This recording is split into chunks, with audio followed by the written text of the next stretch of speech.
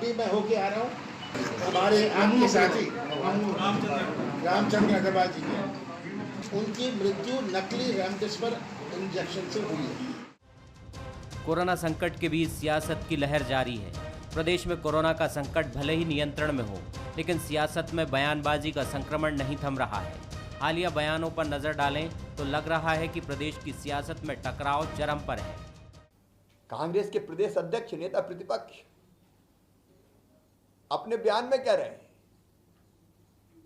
कि अभी मैं रामचंद्र अग्रवाल जी से मिलकर आया हूं, उन्होंने मुझे बताया कि उनकी मृत्यु नकली रेमडेसिविर इंजेक्शन से हुई है।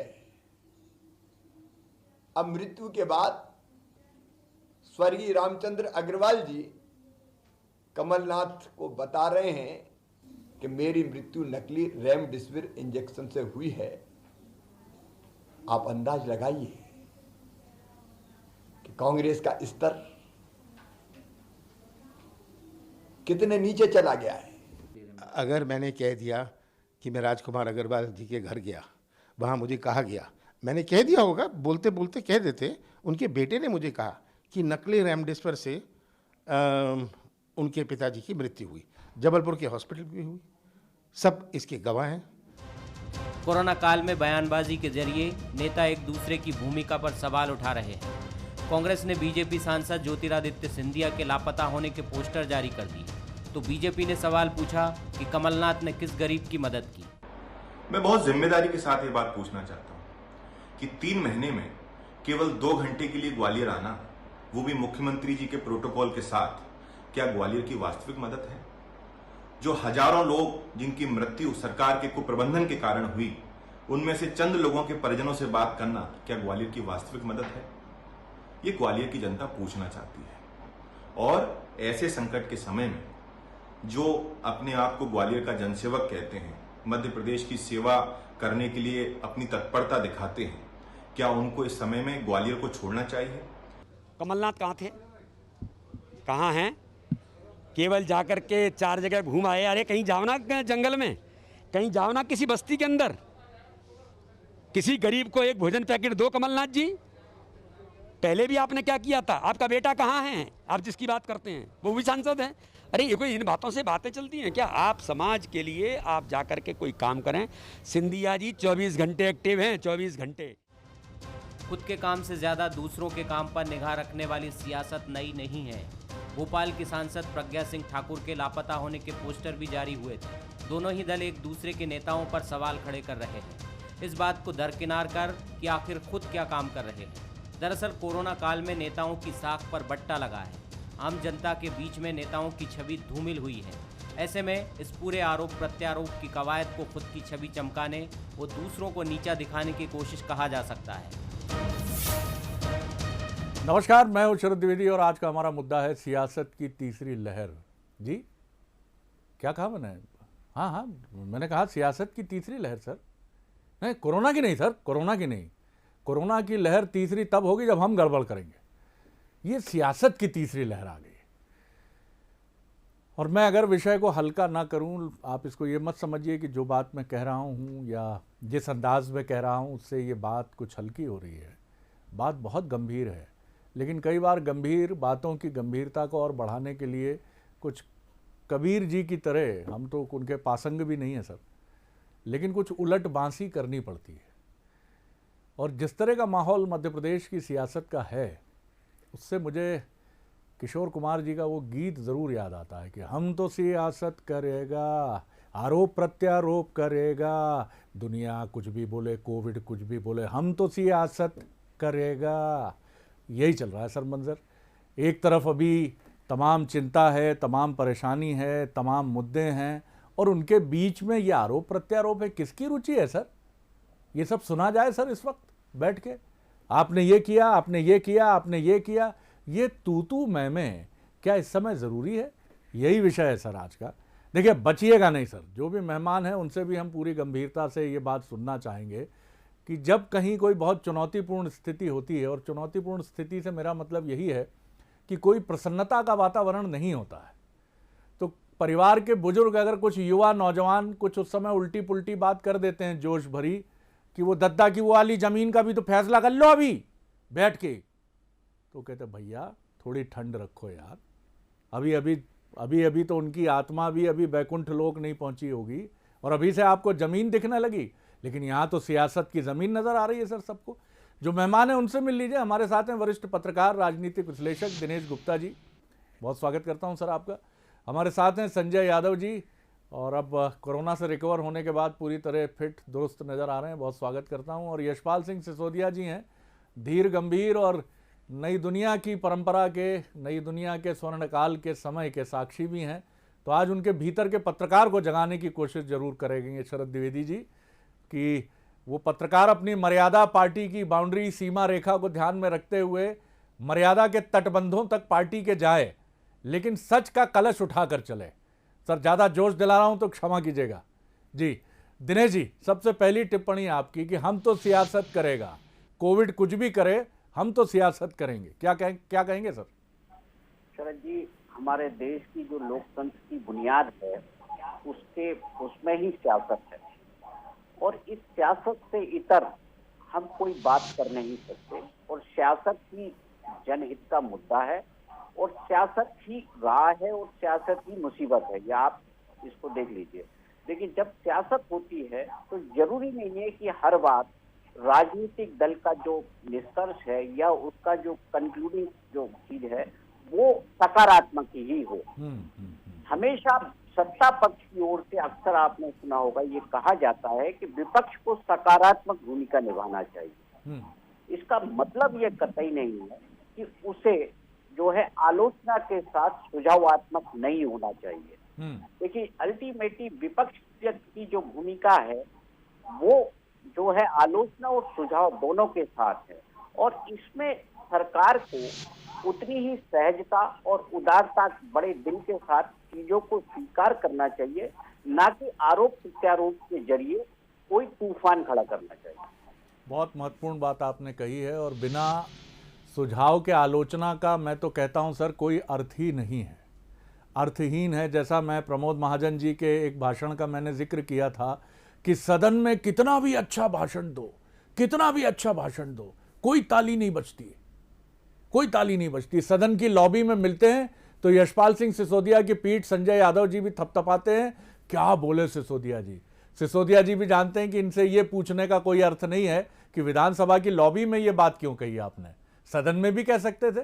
क्यों यादव जी, बिना सुझाव के आलोचना का कोई अर्थ है? संजय जी जी, बिना आलोचना नहीं, करना। पहली बात जी, तो शरद जी, जी सिसोदिया जी की, शरद भैया, सिसोदिया जी की पीठ में नहीं, तब वो मेरी पीठ थपथपाते हमेशा और हमें मार्गदर्शन देते हैं, बड़े अनुभवी। आज आपने ऐसे व्यक्ति के साथ बिठाला है जो हमें रास्ता भी बताते हैं कि आपका कर्तव्य क्या है, चाहे सरकार में रहे हो तब आपकी जवाबदारी क्या बनती है, और आज विपक्ष में है तो हमारी जवाबदारी क्या बनती है। और सभापति महोदय भी हैं। मैं व्यक्तिगत रूप से सिसोदिया जी का बड़ा सम्मान करता हूँ जी, लेकिन मैं आपसे कहना चाहता हूँ कि नसीहत वो सत्य है जिसे ध्यान से सुनना नहीं चाहती सरकार।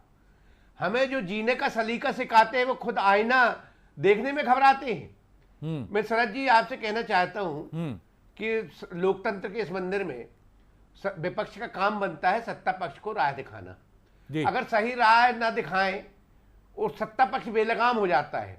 अगर विपक्ष मजबूत ना हो जिस प्रदेश में, जिस देश में, वहां सत्ता पक्ष बेलगाम हो जाता है। कोरोना काल में हम लोगों ने बढ़ चढ़ की मदद की, चाहे कमलनाथ जी हो, चाहे कमलनाथ जी के आदेश पर, और हम लोगों ने खुद अपने क्षेत्रों में ब्लड मशीनें तक लगवा दी। लेकिन दुख कहाँ होता है कि जब सच बोल दूं, अगर कि सरकार क्या गलती कर रही तो तिलमिलापन हो जाता है। इनमें सबसे बड़ी जो कमजोरी है भारतीय जनता पार्टी की सरकार में और व्यक्तिगत रूप से शिवराज जी में या वो जो प्रदेश अध्यक्ष जी उनमें, सिसोदिया जी में नहीं है। सिसोदिया जी कभी तिलमिलाते नहीं, गंभीरता सुनते हैं, आलोचना भी सरकार की।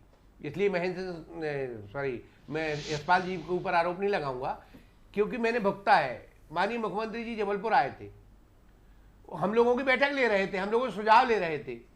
मेरा नंबर आया तो मैंने अच्छे सुझाव दिए, उनको ठीक कहा, लेकिन एक सच बात बोल दी तो माननीय मुख्यमंत्री जी तिलमिला गए।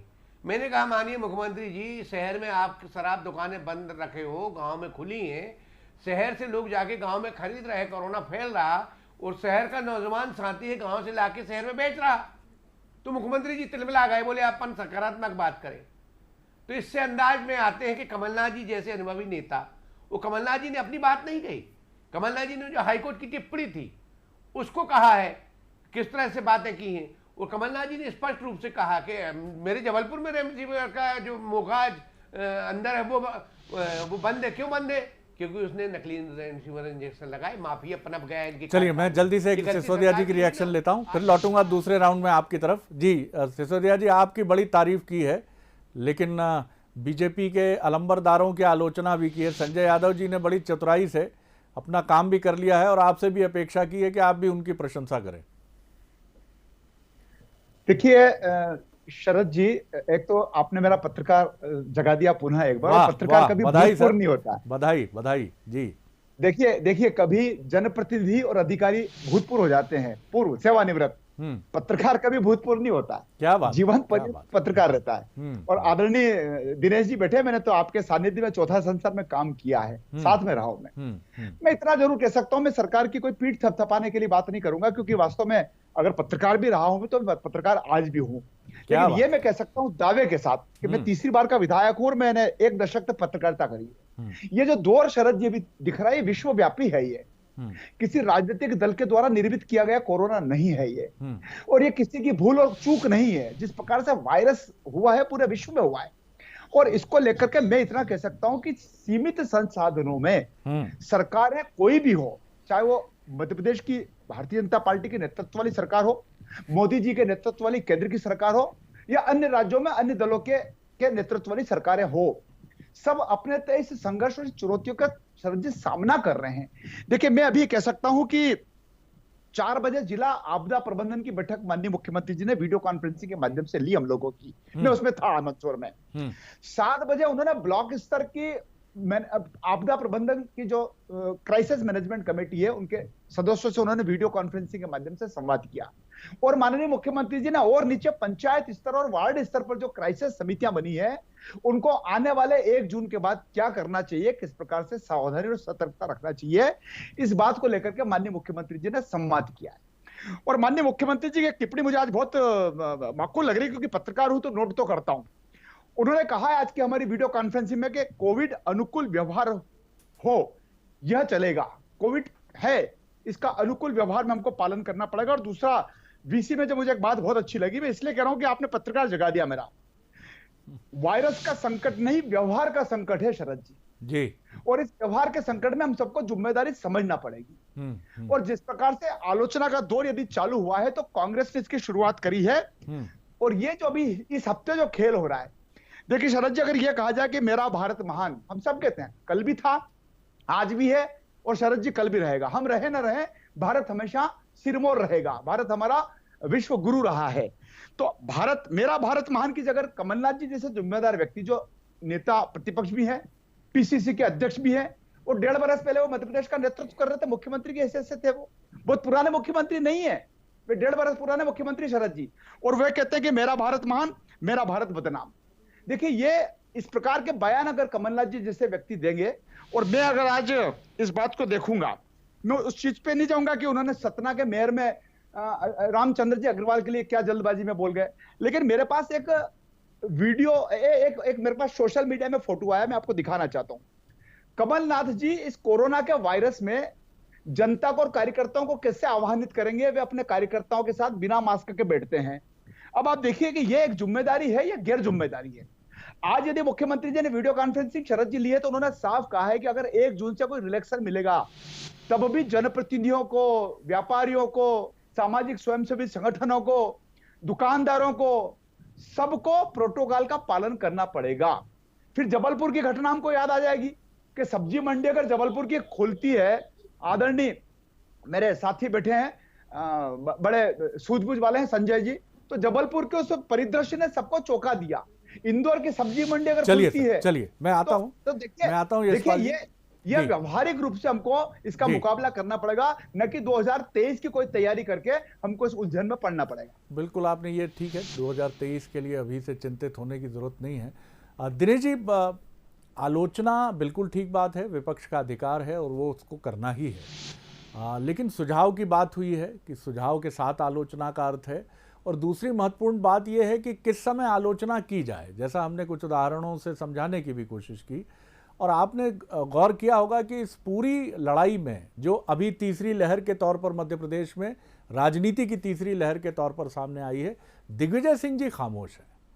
वो कमलनाथ जी जो कह रहे हैं, मैं नहीं कह रहा कि उनसे कोई उनकी मत भिन्नता है या वो, लेकिन उनकी चुप्पी क्या ये मैसेज भी दे रही है कि ये समय खुलकर इस तरह के हमले करने का या लड़ने का नहीं है, बल्कि सरकार को आप सुझाव दीजिए और जहां कमजोरी है वहां आप ये बताइए, और जहां अच्छा किया है, जैसे शिवराज जी ने जो कोविड को लेकर लड़ाई लड़ी है उसके बारे में अनुकूल राय है। और ये माना गया है कि जिस तरह से मध्य प्रदेश की स्थिति थी और उसको लेकर, तो अगर इसको इतना कह देने से कमजोरियां बेहिचक हो सकती हैं, होंगी ही, लेकिन अगर कुछ अच्छा हुआ है तो उसको अच्छा कहने से परहेज क्यों? शरद जी, मैंने संजय यादव जी को भी सुना और सिसोदिया जी को भी सुना। कोरोना के जो हालात हम सब उससे वाकिफ हैं। अनायास ही मुझे एक जो गजल है, जो दिल में एक लहर सी उठी अभी, चूंकि आपका सियासत का लहर है, तो उसमें जो एक लाइन है वो, ये चोट भी नई है अभी।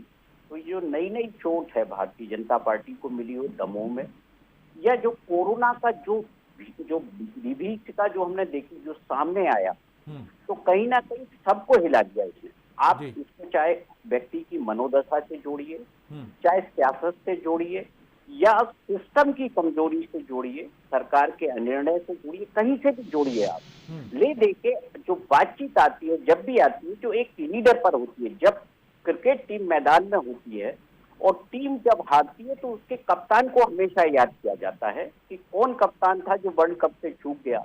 और कपिल देव को आज भी हम याद करते हैं कि उनके नेतृत्व में हमने जो है वर्ल्ड कप जीता था। तो ये जो चीजें हैं, सुझाव मैंने कहा ना कि बहुत महत्वपूर्ण होते हैं। जब उसके लिए सुझाव महत्वपूर्ण होते हैं जो सुझाव लेना चाहे, जो सबको साथ लेकर चलना चाहे, निश्चित तौर पर उसका जो सुझाव का नतीजा होता है बहुत जो है आम आदमी के हित में होता है, जनहित में होता है।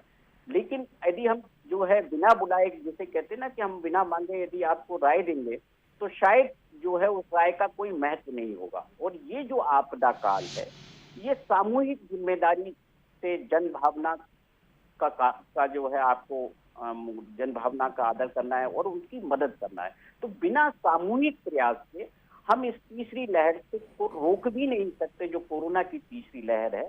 और सियासत, जैसे मैंने कहा, लोकतंत्र की बुनियाद में है, वो चलता रहेगा। जी संजय जी। सर जी। शरद जी, मैं एक दिनेश भाई की, आदरणीय दिनेश जी की बात से एक बहुत अच्छी लगी मुझे।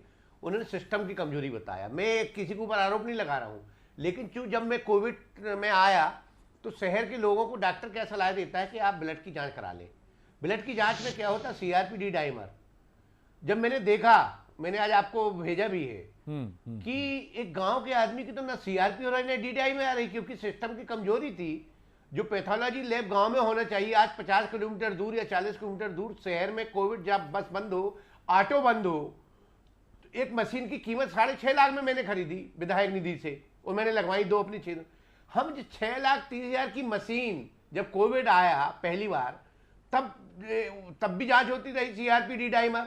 मुझे तो मालूम ही नहीं था CRP-D डाइमर क्या होता है। सच बात है, 49 साल में मैं नहीं समझ पाया रहा कि ये ब्लड की जांच होती है। अभी कोरोना ने मुझे सबक सिखा दिया। तब सबसे पहले मेरे मन में आया, वो मेरे को 3200 रुपए लगे। जब मैंने उसको बताया कि भैया मैं विधायक हूं यार, कुछ डिस्काउंट कर दे, तो उसने 1900 रुपए लिया। तो गांव के आदमी का क्या हाल होगा? उसको हम सिर्फ एक दवाई की किट दे रहे और अपनी पीठ थपथपा रहे कि हम क्राइसिस मैनेजमेंट के, मैं भी हूं क्राइसिस मैनेजमेंट में मेंबर, और हम लोग सरकार का सहयोग कर रहे हैं कोरोना काल में। हम उसको एक किट दे देते हैं 5 दिन की दवाई 126 रुपए की, लेकिन ना उसका CRP चेक कराते, ना D डाइमर चेक कराते, ना उसका CT होता, ना एक्सरे होता। क्यों? क्योंकि सिस्टम में कमजोरी और व्यवस्थाएं जो हमें करना चाहिए थी गांव में हम नहीं कर पाए। इसलिए चिंताजनक बात यह है कि तीसरी लहर आने के पहले जो ग्रामीण क्षेत्रों में आवश्यकता है उसकी पूर्ति किया जाना चाहिए। और मैं दिनेश जी को बहुत बहुत धन्यवाद देता हूं कि कहीं ना कहीं अगर हम कहते हैं कि हमने कोरोना भगा दिया और श्रेय लेते हैं, ले आप, लेकिन अगर हम जहां कमजोर हैं, मतलब वो बात नहीं होना चाहिए कि मीठा मीठा गप गप, कड़वा कड़वा थू थू। अगर हम सरकार कहीं कमजोर हो रही तो उसको सुधारने का काम करना चाहिए। सिसोदिया जी से मैं निवेदन करना चाहता हूँ। सिसोदिया जी, मैं दिनेश जी इस की पर बात का इस समर्थन पर आपके करता हूँ भीतर का कि पत्रकार छोटी क्या सी चीज़ है, कहेगा? 6.5 लाख की मशीन है, कोई जी। बड़ी बात नहीं है। इसके भीतर का पत्रकार यह कहेगा कि संजय यादव जैसे जननायक, जननेता, जनप्रतिनिधि, अच्छे व्यावसायिक व्यापारी अपने खुद के लिए 3200 रुपए की जांच को 1900 रुपए में करवाने के लिए रियायत मांग रहे हैं। आपने गरीब की मदद नहीं करी और आपने भी हम यहाँ पे कह दिया कि साहब मेरे को कंसेशन दिया जाए। देखिए मेरा कहना है रियायत नहीं साधन मांग रहे हैं। सीमित मैंने कोई सीमित आपको सिसोदिया जी आपने सुना नहीं। सुना ना, मैंने सुना। आपने कहा मेरे को फिर 3200 की जगह 1700 में 1800 में मेरा काम चला। देखिए शरद जी देखिए, मैंने देखिए कहा शरद जी, मैंने उदाहरण ये दिया कि लहर ऐसी है, 3200 लगता है ये इसलिए मैंने लहर मशीन लगवाई। ये लहर ऐसी है, ये लहर ऐसी है और ये लहर ऐसी थी कि उसमें हमारे सारे साधन जो भी थे आजादी के 7 दशक के 70 वर्षों के, और वर्तमान सरकार हो या पुरानी सरकार हो, चाहे वो कांग्रेस के जमाने की 50-55 साल पुरानी सरकार हो या हमारे नेतृत्व वाली 15 साल की सरकार हो। देखिए कोविड की इस महामारी ने सबसे ज्यादा, अगर मैं कहूंगा पत्रकार अगर दिल का जकेगा तो शरद जी ये कहूंगा कि हमको सबसे ज्यादा ध्यान देना यदि चाहिए था विकास के मामले में तो अस्पतालों के ऊपर ध्यान दिया जाए। बिल्कुल सही है सर, मैं ईमानदारी से कह रहा हूं क्योंकि बिल्कुल अब ठीक है हमको सर। विधायक निधि आज संजय जी कह रहे हैं कि मैंने विधायक निधि दी, मैं भी कह रहा हूं कि मैंने विधायक निधि दी, मध्य प्रदेश का हर विधायक कह रहा है कि मैंने विधायक सांसद निधि दी। हमने पहले क्यों नहीं दी और सरकार ने भी पहले क्यों ध्यान नहीं दिया? प्रणाम है कोई सर, सी भी बढ़िया बात सरकार कही आपने जी। कोई सी भी सरकार हो, मेरा कहना आने वाले समय में हम भले ही एक पुल कम बने, एक सड़क भले ही कम बने, बिल्कुल लेकिन ठीक है। शरद जी हमको अस्पतालों पर, एजुकेशन पे ध्यान देना पड़ेगा। बजट का अधिकतम लाभ जनता के लिए होना चाहिए, इंफ्रास्ट्रक्चर के लिए भी हो। मैं इस बात से इनकार नहीं करूंगा, वो भी जरूरत है, सड़कों की भी जरूरत है, लेकिन इस लहर ने हमको बता दिया कि ऑक्सीजन कंसेंट्रेटर क्या होते हैं, ऑक्सीजन प्लांट क्या होते हैं, अस्पताल में मैन पावर की कहां कितनी जरूरत है। इस लहर ने हमको जगा दिया है और इसीलिए आज जो विधायक हम राशि दे रहे हैं शरद जी, ये हमको बहुत पहले दे देना चाहिए थी। सरकारों के ऊपर इतना बड़ा भार नहीं पड़ता, जनता का इतना नुकसान नहीं होता। यशपाल जी बहुत बहुत अच्छी बात आपने कही है। और संजय जी हम सुझाव तो नहीं दे सकते, ना हमें अधिकार है, लोकतंत्र है, हालांकि आप कह सकते हैं, लेकिन हम टीवी चैनल के एंकर भी जो है बड़े, माफ़ कीजिएगा मैं कुख्यात शब्द बोलूं या कोई और दूसरा शब्द ढूंढूं, हम लोग भी बड़े बड़े मतलब ऐसे नाम वाले हो गए हैं कि पूछिए मत। जी एक बात कह दूं, लेकिन मेरी बात सुन लीजिए, मेरा निवेदन सुन लीजिए। मेरा ये कहना है कि आलोचना का एक धर्म ये भी है, आप मेरा प्रश्न सुन लेंगे तो फिर बिल्कुल मैं आपको सुनूंगा। एक आलोचना का धर्म ये भी है कि शिवराज जी आप अच्छा कर रहे हैं, यहाँ अच्छा किया आपने, यहाँ बिल्कुल अच्छा नहीं किया आपने। देखिए आपने 6.5 लाख की मशीन गांव तक नहीं पहुंचाई है, ये पहुंचानी चाहिए। यहाँ आपका काम अच्छा है शिवराज जी, आप लगातार मीटिंग्स कर रहे हैं, निगरानी रख रहे हैं, ये आप अच्छा कर रहे हैं। सर ये कोई मतलब कोई वैक्सीन थोड़ी लगती है कि अच्छा बोलना ही नहीं है, कोई चीज ऐसी कहनी ही नहीं है, ये मेरा प्रश्न है। बाकी आप बहुत संक्षेप में, कम वक्त है मेरे पास, अपनी बात पूरी कर लीजिए। जी जी। देखिए शिवराज जी ने जो हम लोगों को भी कई बार मीटिंग हुई, उसमें हम लोगों की बातें सुनी और जो अच्छा सुझाव था उसको माना, मैं इसकी तारीफ करूंगा। मैं आपको एक बात बता दूं जी, सिसोदिया साहब कह रहे थे कि मैं जब विधायक बना तो सबसे पहले मैंने एक पता किया कि डीएमए फंड होता है कोई, उस डीएमए फंड से मैंने 4 करोड़ 30 लाख की स्वीकृति कराई, 30 बिस्तर अस्पताल की, 35 लाख का चलित चिकित्सालय एम्बुलेंस ली। सबसे पहले मैंने जो काम किया जीतने के बाद, एक अभी मैं 2 अस्पताल बनवा चुका हूं डीएमए फंड से। तो मैं सिसोदिया जी को आकर जवाब दे रहा हूं कि मैं जीतने के बाद सबसे पहले मेरे 2 थे। अभी मध्य प्रदेश में जिस शिक्षा की बात कर रहे थे, अभी 6 महीने पहले स्कूल बंद हुए कोविड में पिछले समय, तो मैंने अपनी निधि से 50 स्मार्ट क्लास बनाई है, शायद अभी भी मध्य प्रदेश में कहीं नहीं बनी होंगी, जिसमें पूरा यूं तो संजय जी हमने भी विधायक निधि से मंदसौर में आरटीपीसीआर लाए हैं। अपनी जेब तो कर नहीं रहा हूं।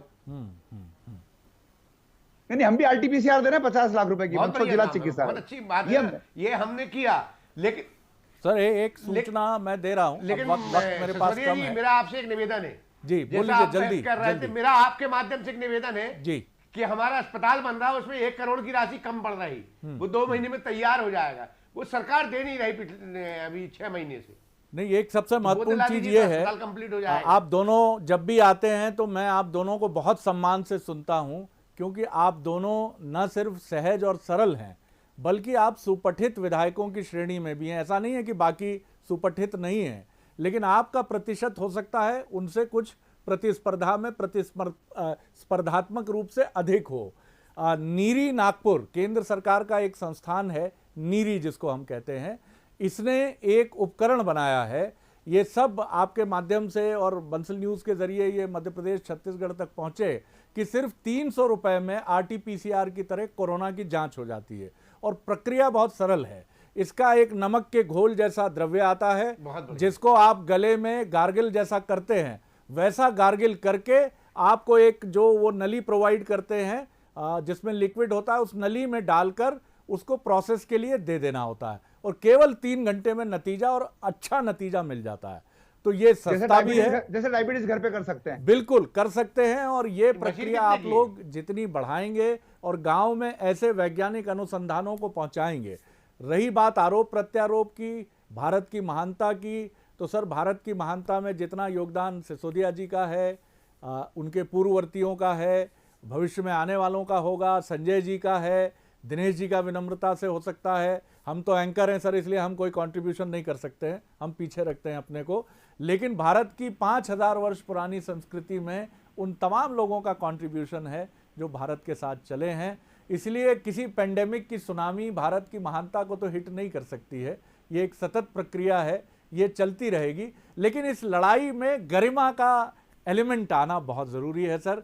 ये तू मैं जितनी हल्की और सतही होती चली जाएगी, उतना हम देखते हैं जैसे समुद्र में तूफान के बाद गंदगी ऊपर तैरती है, वैसे ही इस पेंडेमिक के बाद ये जो सियासी एक गार्बेज है ये दिखना नहीं चाहिए सर। और आप जैसे विद्वान राजनेताओं की मौजूदगी में तो ये बिल्कुल अच्छा नहीं लगता है। बहुत धन्यवाद दिनेश जी, धन्यवाद संजय जी और बहुत धन्यवाद यशपाल सिसोदिया जी। नमस्कार।